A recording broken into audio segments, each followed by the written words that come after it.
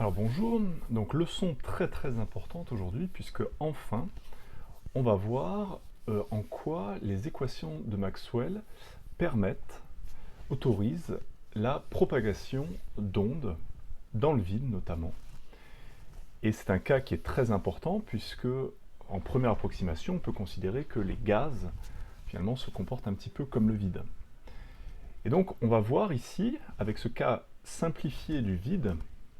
Eh bien, déjà, comment on fait pour arriver à l'équation de propagation ou aux équations de propagation des champs, et puis ensuite voir comment on fait pour chercher des solutions à ces équations de propagation, et notamment voir qu'il existe certaines contraintes, et donc on va voir qu'il existe une contrainte sur la vitesse de propagation. Donc, on va d'abord voir comment on passe des équations de Maxwell aux équations de propagation. Ensuite, donc, on va essayer de simplifier le problème, d'abord en supposant qu'on va avoir affaire à des ondes planes, on va expliquer ce que c'est. Ensuite, on va encore simplifier le problème en cherchant des ondes planes qui en plus sont monochromatiques, c'est-à-dire sinusoïdales. Et puis donc, on va voir que en cherchant de telles solutions aux équations de propagation, eh bien, ça marche, mais il existe une contrainte sur la vitesse. Alors allons-y, donc montrons comment les équations de Maxwell permettent d'obtenir des équations de propagation. Donc des équations de propagation, ce sont donc des équations spatio-temporelles, puisque s'il y a propagation d'une onde, ça veut dire qu'on a un objet qui se déplace dans l'espace au cours du temps. Donc une équation de propagation, ça va comme ça commander quelle est l'évolution spatio-temporelle de la grandeur qui se propage. Alors déjà, faisons une petite simulation. Alors, ça c'est pour après. Donc ici, j'ai rappelé les équations de Maxwell qui couplaient le champ électrique et le champ magnétique avec ici une dérivée temporelle dans chacune. Donc là, le temps défile et on a pris ici en un point l'hypothèse qu'il existe un champ magnétique. Et on voit que pour l'instant, le champ magnétique il est constant et donc il ne se passe rien. C'est-à-dire que si je veux représenter le champ électrique dans l'espace, eh bien il n'y en a pas. Par contre, dès que je fais varier le champ magnétique, donc je mets une fréquence non nulle, et bien voilà ce qui se passe. On voit apparaître un champ électrique autour du point où existe le champ magnétique variable. Alors pourquoi? C'est parce que si on regarde l'équation de Maxwell-Faraday, donc rotationnel de E égale moins la dérivée temporelle de B. Donc ça veut dire que si B varie dans le temps, eh bien sa dérivée temporelle est non nulle, et donc le rotationnel de E est non nul. Donc si le rotationnel de E est non nul, ça veut dire qu'il existe un champ électrique qui va avoir tendance à tourner autour du point où se trouve le champ magnétique variable dans le temps. Donc c'est ce qui est représenté ici. Donc ce champ magnétique variable crée un champ électrique qui tourne autour du point, et ici, vu que j'ai pris un champ magnétique qui n'avait pas une dépendance linéaire avec le temps, eh bien on a ici un champ électrique qui varie lui aussi avec le temps. Mais on peut aller plus loin, parce que du coup, par exemple, en ce point-là, il existe aussi un champ électrique variable. Et d'après l'équation de Maxwell-Ampère, eh bien s'il existe un champ électrique variable, eh bien il va exister autour de ce point un champ magnétique qui tourne, puisque le rotationnel du champ magnétique sera non nul. Hop. Eh bien c'est effectivement ce qui va se passer. On a ici création d'un champ magnétique qui va tourner autour de ce point. Donc ici, champ magnétique variable. Je peux augmenter la fréquence pour augmenter les... Voilà. Donc champ électrique variable ici, au point voisin, puis champ magnétique variable au champ encore voisin. Et donc on se rend bien compte que, eh bien, petit à petit, eh bien, la variation du champ magnétique va créer un champ électrique variable, qui va créer un champ magnétique variable, etc., etc. Donc on a comme ça, un peu comme un domino, enfin comme un ensemble de dominos, eh bien on va avoir la propagation d'une onde électromagnétique. Donc ici, on l'a prise ici, mais elle se propage en fait dans toutes les directions. Voilà donc comment les équations de Maxwell permettent la propagation d'ondes électromagnétiques. Alors maintenant donc, essayons d'écrire cette équation de propagation. Donc d'abord, réécrivons les équations de Maxwell. Donc divergence de E en un point M à l'instant t est égale à la densité volumique de charge sur epsilon 0, en ce point à cet instant. Divergence de B, bon, toujours au point M à l'instant T, est égale à 0. Rotationnel de E, donc ça c'est Maxwell-Faraday, on l'a vu tout à l'heure sur la simulation, donc c'est moins la dérivée temporelle de B. Et rotationnel de B est égal à mu0 J au point considéré, plus mu0 epsilon 0 fois la dérivée temporelle de E. Alors l'équation de Maxwell-Ampère, c'est pas exactement celle-là que j'avais écrite sur la simulation, parce que quand on considère les points dans le vide, eh bien ça veut dire qu'il ne peut pas exister de densité de courant, puisque c'est le vide, donc il ne peut pas y avoir de particules qui se déplacent. Donc dans le vide, ce terme-là est nul. Et également ce terme-là. Donc pour Maxwell-Gauss. Voilà, donc là, on vient de réécrire les équations de Maxwell simplement en les simplifiant parce qu'on fait l'hypothèse d'être dans le vide. Alors ensuite, donc comment faire pour obtenir une équation de propagation? Par exemple, on va chercher celle sur le champ électrique. Donc là, le problème qu'on a, c'est qu'on a deux équations. Donc ici, une équation, on va dire, sur l'espace, sur le champ électrique, et ici, une équation sur le temps, sur le champ électrique. Et nous, on veut une équation spatio-temporelle sur le champ électrique. Donc il faudrait, en fait, combiner ces deux équations, mais on a aussi cette grandeur inconnue qui est le champ magnétique. Donc en fait, il faudrait réussir à combiner ces deux équations avec, comme objectif, aussi d'éliminer le champ électrique qui est une inconnue. Donc, on va partir de Maxwell-Faraday, et on voit bien que pour faire disparaître le champ magnétique grâce à cette équation-là, eh bien, il va falloir avoir le rotationnel de B, puisque ici on a le rotationnel de B, en fonction de E. Donc, ce que je vais faire, c'est que je vais prendre le rotationnel de Maxwell-Faraday. Donc c'est parti, rotationnel de Maxwell-Faraday. Ça fait rotationnel de E. Donc je prends le rotationnel à gauche, mais je prends aussi le rotationnel à droite. Égal rotationnel de moins la dérivée temporelle de B. Alors comme je l'avais déjà expliqué précédemment, eh bien ici j'ai une opération sur l'espace, une opération sur le temps.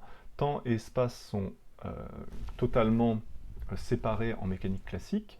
Donc c'est un peu comme si vous devez aller acheter le pain et acheter une bouteille de lait. Donc ça n'a rien à voir, donc vous pouvez soit faire l'un d'abord et l'autre après, soit l'autre d'abord et le premier après.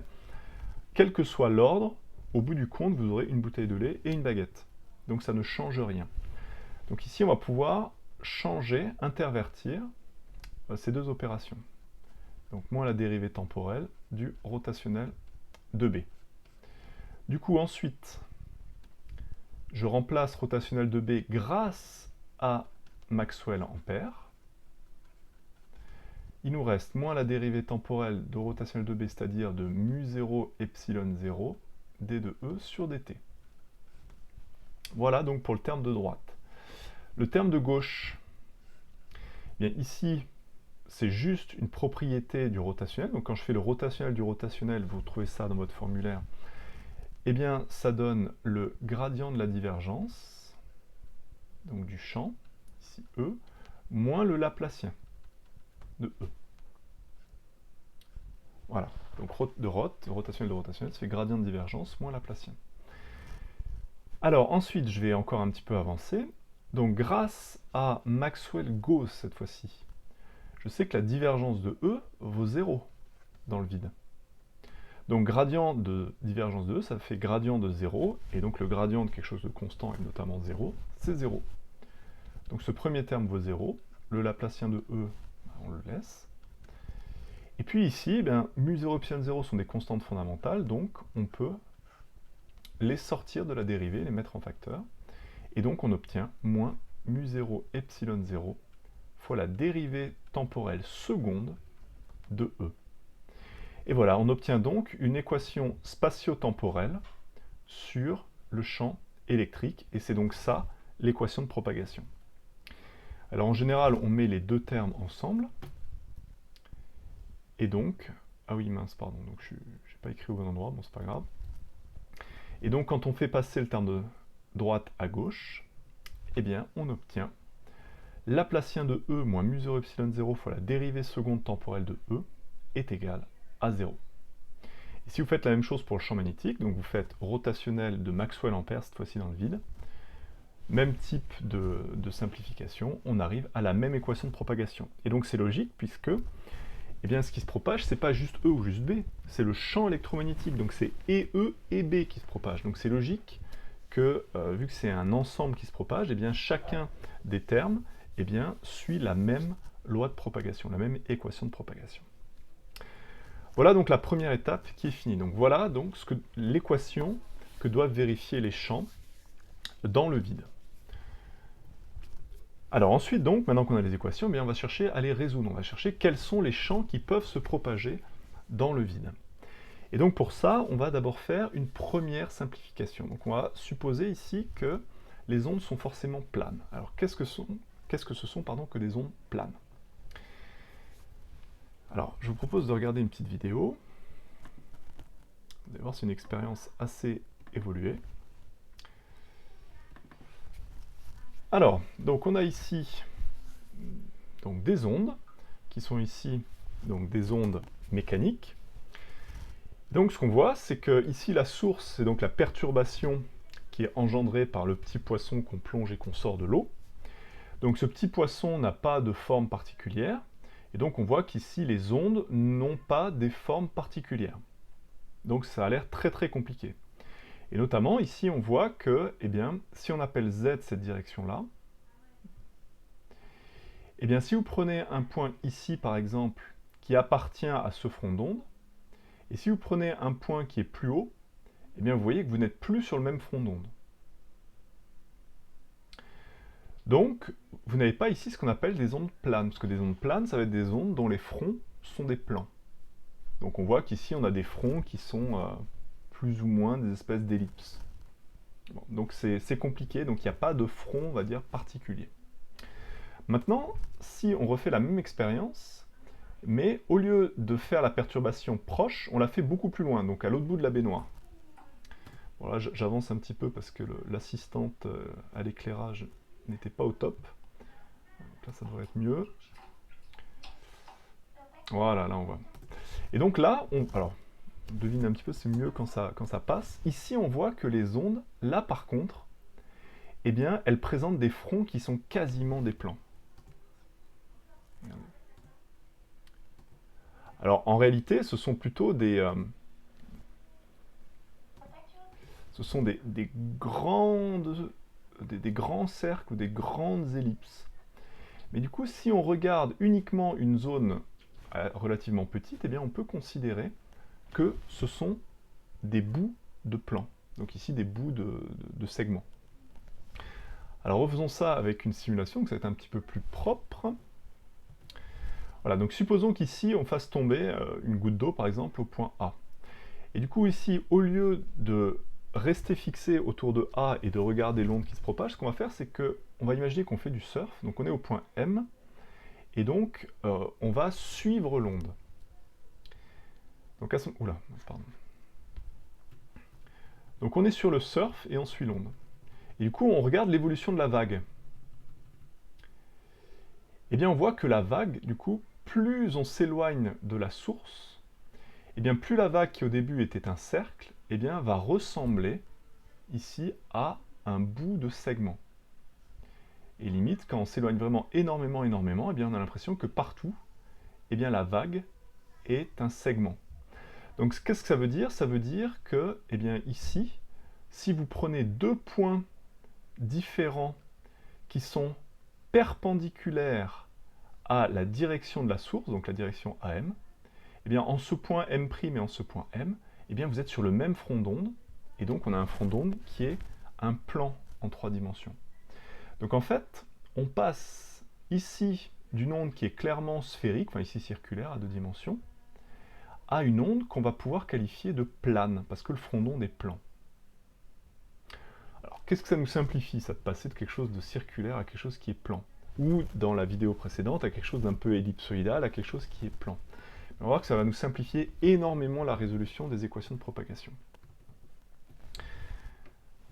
Voilà, donc ici, à nouveau la situation. Donc là, par exemple, si je prends un point, donc hop, ici je vais définir la direction qu'on va appeler Z, donc direction principale de propagation. Donc, par convention, on l'appelle Z en général. Donc lorsque je suis proche de la source, eh bien en un point M et en un point M' ici, eh bien j'ai des champs qui sont différents. Donc ici, si j'appelle le champ S, S en M à l'instant T est différent de S en M' et T. Donc on n'a pas une onde plane. On a une onde qui est clairement circulaire. Pour avoir le même front d'onde, eh bien il faut que M' soit ici sur le bout de cercle. Mais par contre, si on est ici, si on prend un point M ici et un point M' ici, eh bien là par contre, on peut considérer que on a le même champ. Donc, à partir de cette zone, on peut considérer, on va dire, qu'on a une onde plane. Alors évidemment, ça dépend de la zone considérée, parce que plus on dézoome, moins on pourra considérer facilement que c'est une onde plane. Donc en fait, on est obligé de rester un petit peu évasif. On va dire que lorsqu'on est suffisamment loin de la source et que la zone d'intérêt est suffisamment petite, et bien en fait, quelle que soit la source, donc le poisson tout à l'heure ou ici une source ponctuelle, eh bien quelle que soit la source, eh bien on peut considérer que l'onde tend vers une onde plane. Donc c'est-à-dire que les fronts d'onde sont des plans qui sont perpendiculaires à la direction principale de propagation, c'est-à-dire la direction entre le centre de la source et ici le point central d'observation. Voilà, donc ça va être l'hypothèse qu'on va tout le temps faire, c'est on est suffisamment loin de la source pour que les ondes qui ont a priori des fronts d'onde de forme quelconque sont planes. Alors qu'est-ce que ça nous apporte? Alors pardon, avant de dire ce que ça nous apporte, donc en 3D, donc ça veut dire que ici, donc on a clairement des ondes qui sont circulaires, mais si vous prenez une petite zone de l'espace, et bien là vous pouvez considérer que vous avez une onde plane. Et du coup une onde plane, eh bien ça ressemble à ça. C'est-à-dire que là, vous avez la direction de propagation qui est comme ceci, donc là c'est Z, et donc pour tout point perpendiculaire à la direction de propagation, eh bien vous êtes sur le même front d'onde. Alors on peut regarder du coup une animation, donc c'est un peu plus propre, voilà, donc là on a clairement une onde circulaire, mais si vous regardez uniquement ici, eh bien vous pouvez considérer que vous avez une onde plane, ou par exemple juste ici, juste dans cette zone-là, eh bien vous pouvez considérer globalement que c'est une onde plane. Donc vous êtes suffisamment loin, et la zone est suffisamment petite pour considérer que vous avez une onde plane. Par contre là, vu de ce zoom-là, clairement on n'a pas une onde plane. Voilà, donc ça dépend et de la distance à la source, et de la zone d'intérêt. Voilà, et donc là, on a donc la propagation d'une onde plane, donc les fronts d'onde sont ici des segments, et donc ça se propage comme ça, dans cette direction, qui va être donc la direction qu'on va appeler Z. Et donc tous les points perpendiculaires à la direction de propagation sont sur le même front d'onde. Voilà, donc ça c'est à 2 dimensions, donc par exemple des vagues. Après c'est un petit peu plus compliqué à voir à 3 dimensions. Et le principe est le même. Donc ici, si vous êtes proche de la source, eh bien les fronts d'onde, si on a une source qui est ponctuelle, les fronts d'onde sont des sphères. Mais si vous prenez une zone suffisamment petite de l'espace, eh bien on peut considérer que les bouts de sphère sont des plans. Exactement comme on a l'impression que la Terre est plate, parce qu'à notre dimension, eh bien finalement on peut négliger la courbure de la Terre, parce qu'on est suffisamment petit pour pouvoir dire que la Terre est plate.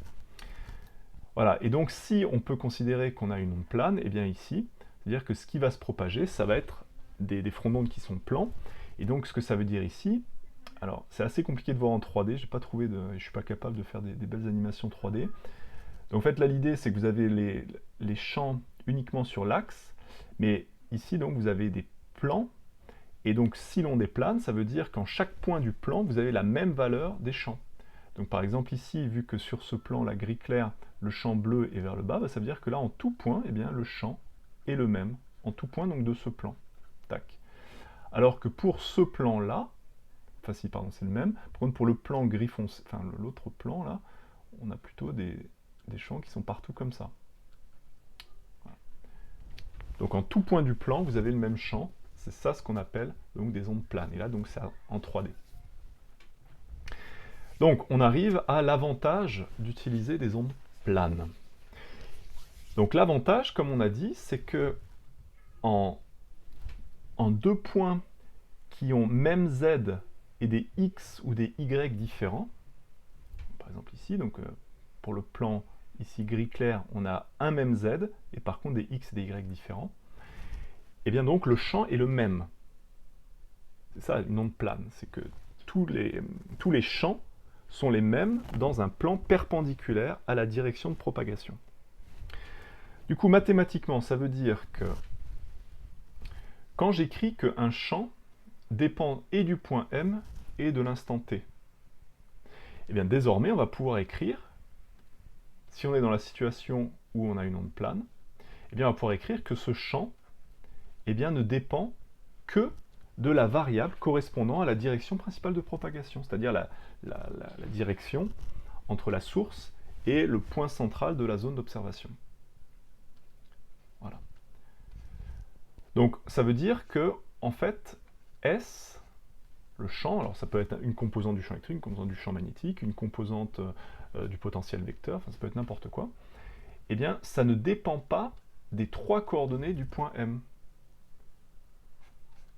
Ça ne dépend pas des coordonnées x et y, parce que quel que soit x et y, une fois qu'on a fixé z, eh bien le champ est le même partout, puisque vous appartenez à un même front d'onde. Enfin, vous appartenez, le point appartient à un même front d'onde.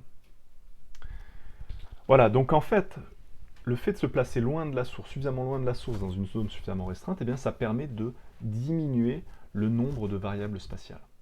Il ne va y avoir qu'une seule variable correspondant donc à la direction principale de propagation.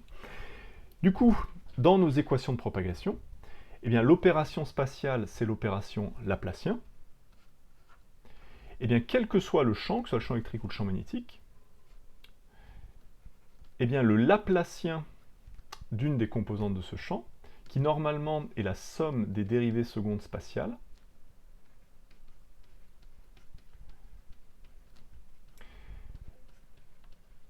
eh bien, vu que ce champ ne dépend que de z, eh bien, les dérivées partielles par rapport à x et y vont s'annuler.